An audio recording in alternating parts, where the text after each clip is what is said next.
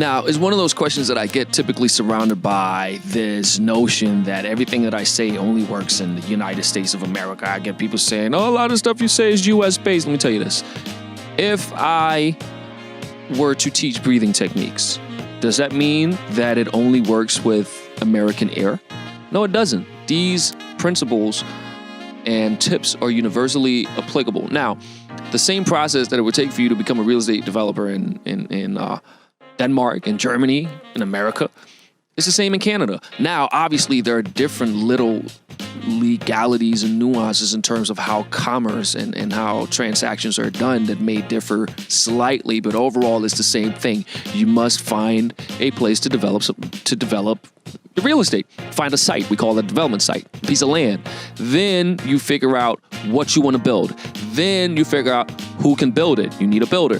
Then you got to have the money to actually build it. Then you either sell it or rent it out. It's a very simple supply chain from that standpoint. That same supply chain is what you see with, let's say, apparel, clothes. You have the cotton, then you have the factory, then you sell it to the wholesaler and then the retailer, and then it gets all the way down to the end user. Now, in terms of what you would have to do if you're trying to figure out how to actually do it, I would recommend that you go work with a developer. Just hit up a bunch of people, make sure you're serious, and say, look, I see that you're doing this. Can I work with you? I can help you with A, B, C, X, Y, Z. I'm not going to ask for a single cent. This is what I did. I said, teach me what you know, and whatever I can do for you, you just do it, and I'll do it for free.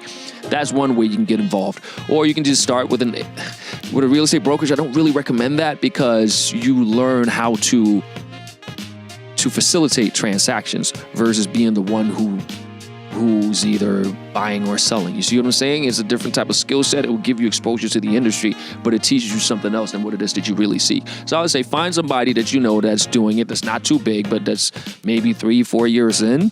You can get to speak with them and boom, off to the races. But in short, you find a development site. It'll say it costs, I don't know, I'm using Philadelphia as an example. I don't know what the prices are in Canada. That's the differentiation, right? So whatever that number is, find a piece of land.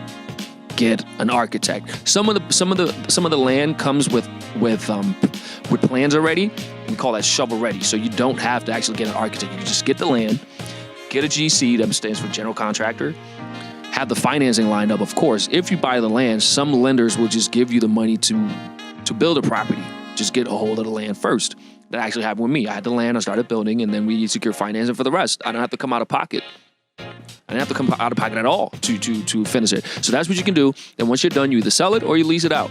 Then once you lease it out, you have to also do the property management side of things, rent collection, so on and so forth. But in short, if you want to get started, either work with somebody that's doing it or figure out how you can get to the place where you have a piece of land and then do it.